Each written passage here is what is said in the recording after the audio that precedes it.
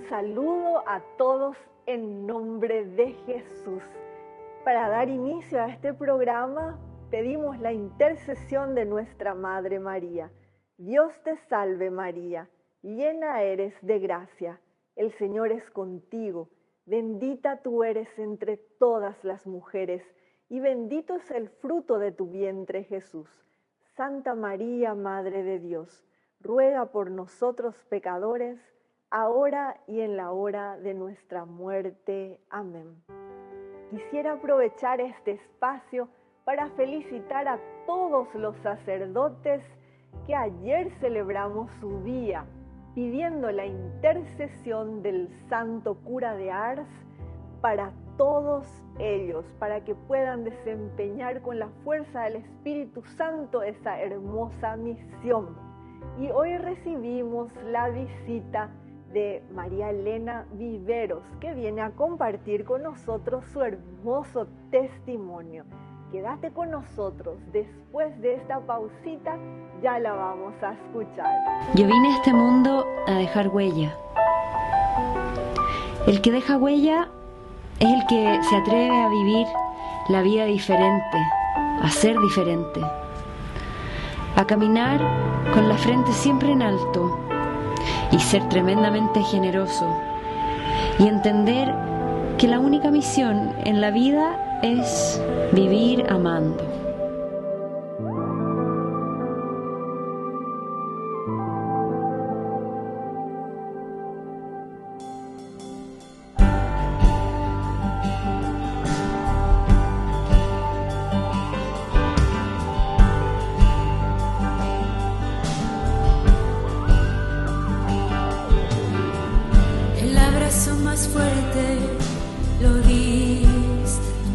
Bienvenida María Elena a Dejando Huellas de Jesús. Muchas gracias Viviana, gracias por invitarme a este maravilloso espacio, un espacio tan necesario en este momento en nuestra sociedad y en cualquier sociedad. Este es un espacio en el que toda la espiritualidad posible de cada uno de los que formamos parte de la Santa Iglesia Católica debemos transitar. Dejando Huellas de Jesús abre muchos caminos. Y bueno, un poquito compartir mi experiencia desde lo que el Señor despertó en mí e hizo en mi vida, y haciendo un poquito memoria, quiero comentarte que quisiera dar el testimonio de la experiencia como adoradora eucarística. Esa es la vocación, el llamado que despertó en mí el Sagrado Corazón de Jesús. Realmente siempre tuve una inclinación hacia lo espiritual. Por gracia de Dios, fuimos criados en una familia católica tradicional, pero muy arraigada en los valores cristianos y morales. Y si hago esta mención es por la importancia que creo que tiene en todas las familias ir sembrando esa semilla de la fe y sobre todo de la participación activa en los sacramentos, en la Santa Eucaristía Dominical. Porque cuando sos niño o niña, es demasiado importante vivir en familia lo que tus padres te enseñan o te inculcan, y lo que en el colegio, en nuestro caso, que yo fui a la primaria en el Colegio María Auxiliadora, recibíamos a través de las catequesis y en todo ese ambiente, ¿verdad?, religioso que se vivía en ese hermoso colegio del que tengo maravillosos recuerdos. Entonces, cuando se ha plantado la semilla en el corazón de un niño, pienso que el Señor en algún momento va a hacer germinar de muchas maneras. porque el Señor tiene un plan y un propósito perfecto para cada uno de nosotros. No sabemos el tiempo, pero si es que estamos cerca de Él, de alguna manera el Señor va a abrir camino y va a ir sacando toda la maleza de nuestro corazón para ir mostrándonos el camino para ir tras Él. Bueno, en mi caso, como les decía, ya casada con mi esposo, también católico, y de una familia muy católica. Mi suegra, que yo siempre digo una santa, dama salesiana, de la parroquia del Salesianito, ambos. Y bueno, siempre estuvimos con todas las celebraciones del calendario litúrgico, participando en las misas, en todo lo que pueda ser las fiestas de Cuaresma, me refiero al Domingo de Ramos, antes al miércoles de ceniza, y a todo lo que hace parte de ese vínculo que es tan necesario crear en las familias para que los hijos puedan vivir lo mismo. Es decir, que lo que yo vivía en mi infancia dentro de mi familia, después es más fácil replicar en tu vida conyugal con tus hijas, en este caso con mis hijas o hijos, ¿verdad? Y bueno, es así que estuvimos siempre de alguna manera ligados a la iglesia, pero nunca pensé así de manera formal en que iba a llegar a ser adoradora eucarística. No sabía mucho de qué se trataba y una vez el padre Diógenes, en ese momento, el cura rector del santuario, del Salesianito, del Sagrado Corazón de Jesús, comentó y nos invitó que iba a hacer una capilla de oración donde iba a haber también adoración eucarística, y a mí me motivó bastante y dije, qué lindo, vamos a tener ese espacio dentro de las actividades de la parroquia. Y bueno, muy feliz de que se diera esa posibilidad de tener ese momento de recogimiento y de privacidad tan necesaria para el alma y para la espiritualidad del cristiano. Bueno, pero ese anuncio era en el momento de convocar a la comunidad, que nos uniésemos para hacer actividades y aportar los medios para poder edificar esa capilla. Bueno, y así se fue llevando la obra adelante, y muy linda, muy bonita, terminada, preciosa. Y simultáneamente o paralelamente, al estar un poco antes de que eso termine, en mi vida personal, familiar, a mi esposo se le detecta un cáncer de colon muy agresivo, ya en estadio 4. Y bueno, eso obviamente que pone patas arriba a toda la familia, ¿verdad? Tratamos de llevar eso de la mejor manera posible.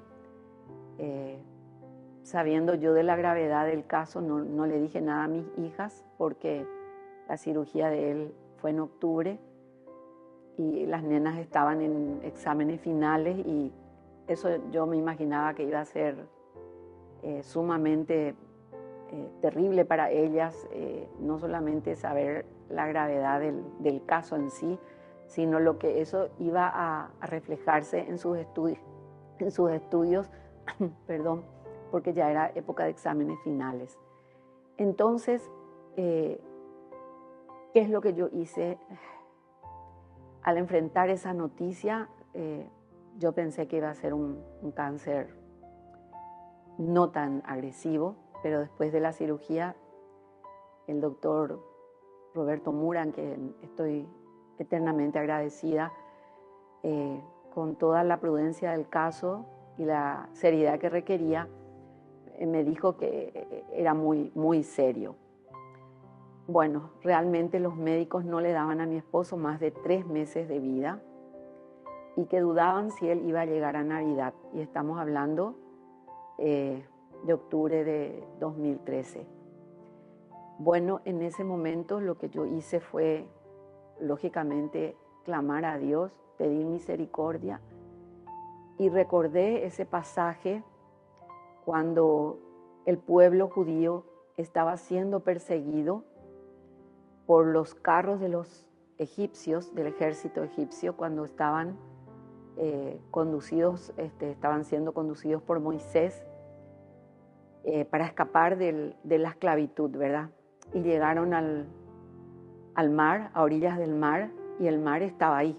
Y ellos cómo iban a cruzar. Entonces, esa imagen vino a mi corazón y recordé que para Dios nada es imposible. Y le clamé con toda el alma, con todo mi corazón, que así como abrió para su pueblo elegido, para Moisés, las aguas del mar y puso suelo firme bajo sus pies para que ellos puedan cruzar y seguir con la voluntad, con el plan que Dios tenía trazada para la humanidad. Entonces, en ese momento, esa fue mi oración, ese fue mi clamor para el Señor, para que nos dejase continuar como familia y, si estaba en la voluntad de Él, continuar con la vida de mi esposo, también para seguir sirviéndole, él desde su profesión de médico y nosotros como familia también. Estamos transmitiendo por Canal 25 Tigo TV Ñande Yarañe.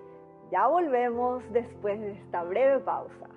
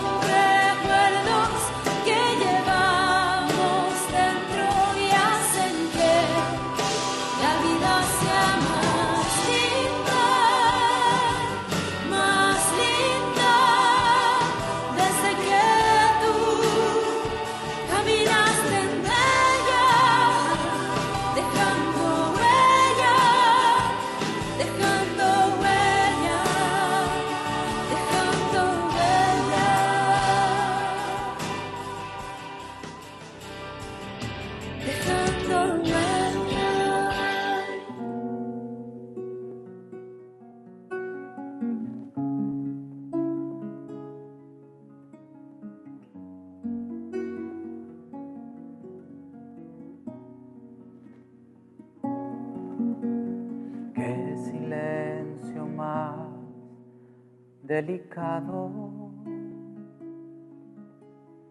amor, el amor más escondido. Eres mujer, puerta del cielo,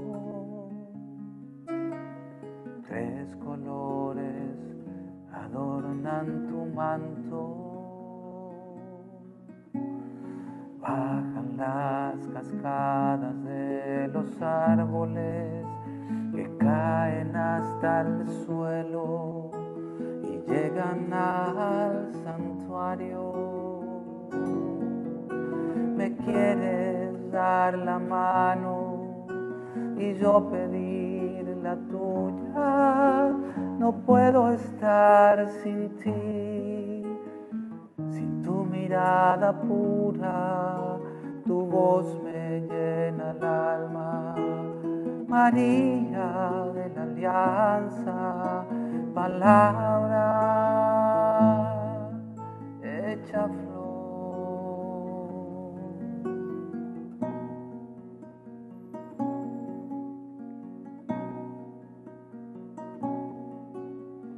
He cambiado todo mi canto, tan solo para soñar tu risa y no ser más que polvo en el camino. Aunque no soy polvo de tu olvido,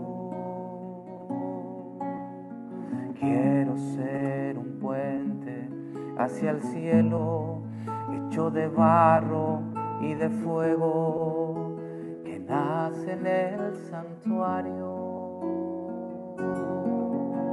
Me quieres dar la mano y yo pedir la tuya. No puedo estar sin ti, sin tu mirada pura. Tu voz me llena el alma, María de la Alianza, palabra hecha flor. Me quieres dar la mano y yo pedir la tuya. No puedo estar sin ti, sin tu mirada pura. Tu voz me llena el alma, María de la Alianza, palabra hecha flor, hecha flor.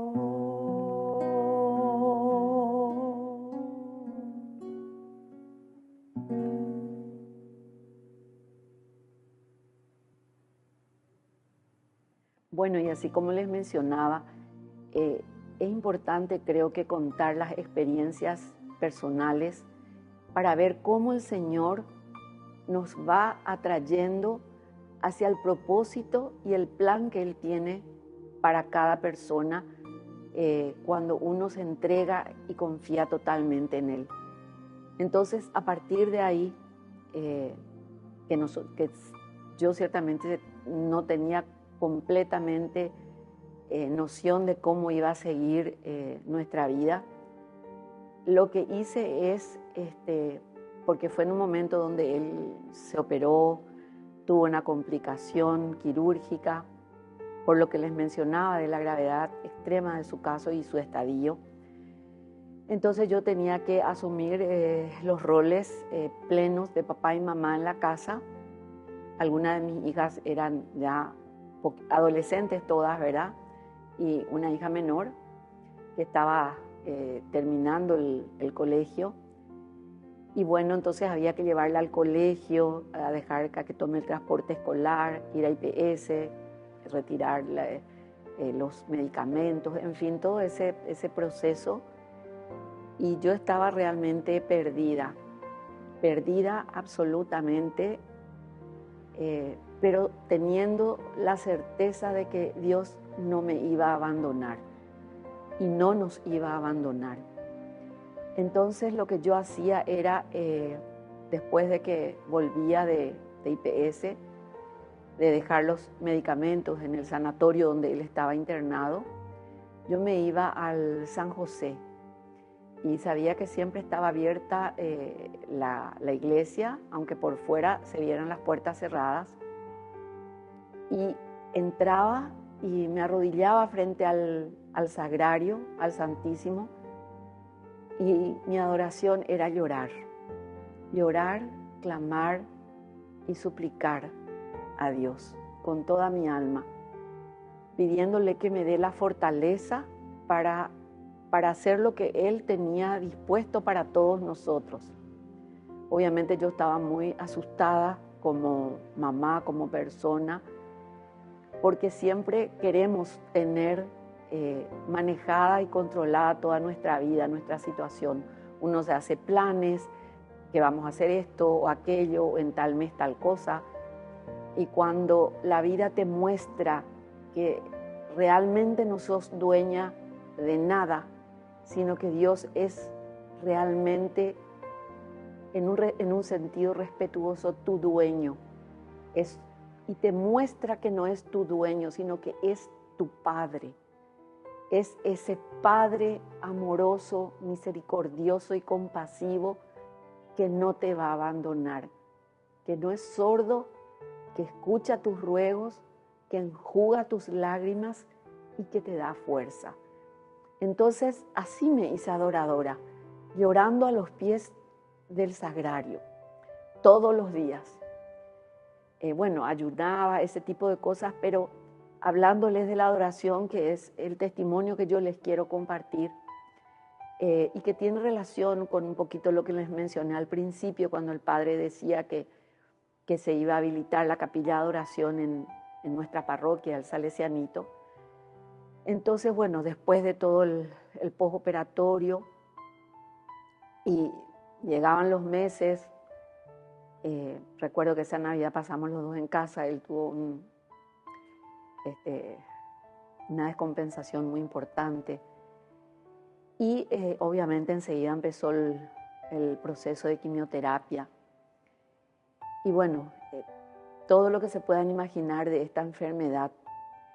Pero lo que les quiero testimoniar es que esos 3 meses que los médicos habían dicho que era la expectativa de vida dentro de la gravedad, porque el estadio 4 ya es el último estadio dentro de lo que se califica el cáncer. Y el cáncer de colon, él ya tenía 18 tumores en el hígado. Él tenía ya metástasis en el hígado. Y algunos otros tumores que estaban en el pulmón y en otra zona. Entonces, dentro de esa gravedad, médicamente, ellos podían estimar 3 meses de vida. Algunos decían con la terapia medicamentosa y quimioterapia, tal vez 6. Y realmente mi esposo, al Señor, como digo yo, tanto que suplicamos como familia, que oramos el rosario, siempre eso hacíamos, ¿verdad? Los ruegos llegaron al corazón de Jesús por el medio del Inmaculado Corazón de María, y le concedió 5 años y medio más. Increíblemente, él trabajaba, operaba, llegaba a hacer cirugías de 4, 5, llegó a hacer hasta cirugía de 8 horas parado. Una cosa increíble, la gente no podía creer. Muchos amigos nuestros tuvieron cáncer también y se acercaban a él para preguntarle cuál era su secreto.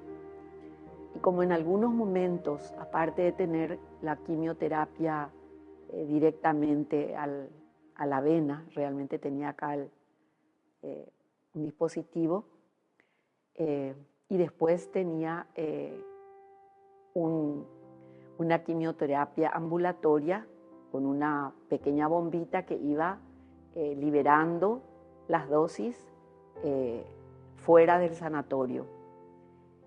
Y él llegó a decir a varias personas, porque nos hicimos adoradores muy comprometidos, que la mejor quimioterapia que él recibía era estar en oración ante el Santísimo Sacramento. Eso decía él. Algunos tal vez le tomaban en broma. Y cuando se abrió la capilla oficialmente en el Salesianito, que no fue esa, sino fue otra, exclusivamente para la adoración. Y nos presentamos todas las personas de buena voluntad para tomar los nombres de los posibles adoradores, cada uno colaborar con lo que pudiese, y siempre yo tenía presente la parábola de los talentos, que teníamos que darle al Señor lo poco que teníamos, que ni siquiera era nuestro, sino que era dentro de nuestra miseria lo que el Señor quería darnos. Así como ese cántaro roto, ¿verdad? Que a lo mejor, el objetivo de ese cántaro tal vez era llevar agua, pero la misión era, mientras se traía el agua del río, ir regando a todas las florecillas del camino. Y entonces, dentro de ese contexto es que yo me ofrezco para pasar en limpio a la computadora las fichas de los hermanos feligreses que se habían anotado, Y bueno, y las hermanas coordinadoras que fueron a llevar la buena nueva de la adoración eucarística en nuestra parroquia. Entonces, eligiendo a las personas que estábamos ahí, me designan coordinadora de los adoradores. Y yo realmente hasta hoy no me siento digna de ese honroso puesto, porque ante la divinidad y ante la grandeza de la Santísima Trinidad, que nosotros podemos decir que tenemos algo que dar. El Señor, yo creo que dice, háganse adoradores, pero porque lo que quiere es rodearse de nuestros corazones, de nuestras vidas para sanarnos. Cuando le invitamos a los hermanos a que se hagan adoradores, le decimos, dale una hora a Jesús. Una hora, si te pones a pensar, de todo el tiempo que Él te da. De un día que tiene 24 horas, si multiplicas por los 7 días, por los 30 días del mes, por los 365 días del año, ¿cuántas cientos y miles de horas son? Y entonces les decimos que no podemos darle al Señor la migaja de lo que tenemos. A lo mejor no podemos hacer la caridad monetaria que queremos, pero tenemos tiempo, ese tiempo que Dios nos da. Y ese es un talento. A lo mejor no podemos cantar en el coro, no tenemos linda voz, desafinamos como los gatos. A lo mejor no podemos ser catequistas, pero podemos darle una hora de nuestro tiempo, ni siquiera darle, compartir con Él el mendigo de amor que se quedó en el pan para estar con nosotros, para seguir dándose, para seguir alimentándonos cada domingo, en cada Eucaristía y sobre todo en la hostia consagrada. Antiguamente no se podía comulgar siempre, eso estaba reservado a ciertas fiestas de la iglesia. Dentro de la liturgia de la iglesia, bueno, tenemos ciertos días especiales como Corpus Christi y algunos otros donde se expone el Santísimo Sacramento. Pero en las capillas de adoración está 24 horas, está ahí, vivo y presente, con todo su poder, con toda su gracia, con todo su amor. Es el mendigo que llora por nosotros. ¿Por qué llora? Porque sabe que sin Él nada podemos hacer. Pero Él sí puede hacer de nosotros. Pudo decirle a los médicos, no serán 3 meses, en el caso de mi esposo, serán 5 años y medio.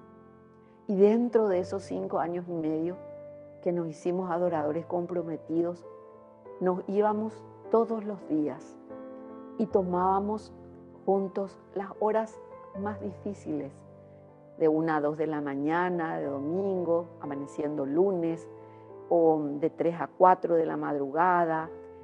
Fuimos tomando las horas en donde no estaba cubierta la capilla y le ofrecíamos al Señor en acción de gracias, porque como padres queríamos seguir estando al lado de nuestras hijas y como cristianos queríamos darnos plenamente a Él. No podemos decir retribuir porque no estamos en condiciones de retribuir al Señor nada, pero sí de manifestarle gratitud. Gratitud por todo. Gratitud porque caminamos sobre una alfombra de tallé y no sobre los escombros de un país en guerra. Gratitud porque vienen nuestros hijos y le podemos dar un beso y no estamos rezando porque están peleando tras las trincheras. Gratitud porque tenemos el pan en la mesa y no estamos abriendo una lata de alguna comida vencida porque la gente recoge para comer. Tenemos tanto para dar a Dios y a través de Dios que despierta en nuestro corazón la misericordia, al prójimo. Entonces, lo que yo les digo es que hay una maravillosa organización de capillas de adoración eucarística en todo el Paraguay, en Asunción, en cada parroquia y en el interior. Están ahí los líderes, los coordinadores, los capitanes de hora, todos los fieles que 24 horas están orando y velando, acompañándole a Jesús en esa invitación que hizo en Getsemaní, cuando le dijo en su hora más amarga a sus apóstoles, a sus amados elegidos: vengan y velen conmigo. Y después triste les dijo: ¿no pudieron velar aunque sea una hora? Y esa invitación sigue presente en ese Dios omnipotente y omnipresente en todos los tiempos, y está presente hoy en cada sagrario, en cada iglesia y en cada corazón que quiera responderle: sí, Señor, voy contigo. No tengo nada para darte, pero me voy a darte parte de ese tiempo que tú me regalas. Y con eso el corazón de Jesús abre raudales de gracia, créanme. Verán milagros, verán maravillas y verán un Padre que va a estar en la compra del supermercado como en esa manifestación especial del milagro que están esperando. Acérquense a las capillas. Dios nos sigue invitando hoy. ¿Cuántos milagros eucarísticos sigue habiendo en el mundo? Hostias que se convierten en pedazo de carne que sangra. ¿Por qué? Porque el Señor ya no sabe cómo decir: aquí estoy, vivo y presente, y lo que está aquí es mi corazón, que late y muere de amor por ustedes. Vayamos a acompañar a ese Jesús que invita y sigue invitando en cada capilla de adoración.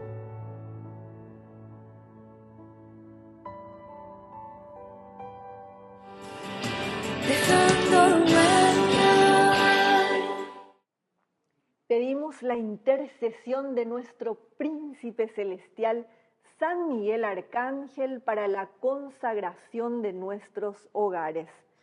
San Miguel Arcángel, que bendices y proteges las casas donde está expuesta y es honrada tu sagrada imagen. Te elegimos hoy y para siempre por protector de esta casa, y te pedimos que te dignes de mostrar en ella tu poderoso auxilio, preservándola de las enfermedades, del fuego, del rayo, de las inundaciones, de los terremotos, de los ladrones, de las discordias y de los peligros de la guerra. Bendice y protege a las personas que aquí habitan y concédeles la paz, una gran fe, verdadero amor a Dios y al prójimo, paciencia en las penas, esperanza en la vida eterna, facilidades de trabajo, empleo y estudio, y la gracia de evitar los malos ejemplos, el vicio, el pecado, la condenación eterna y todas las demás desgracias y accidentes. Amén. San Miguel Arcángel, ruega por nosotros.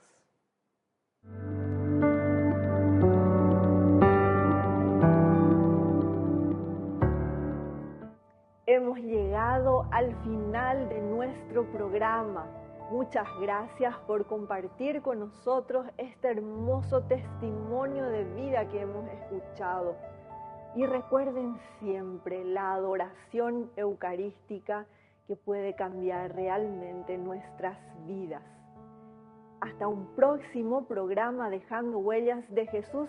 Que Dios y la Virgen nos bendigan. Dejando huellas, dejando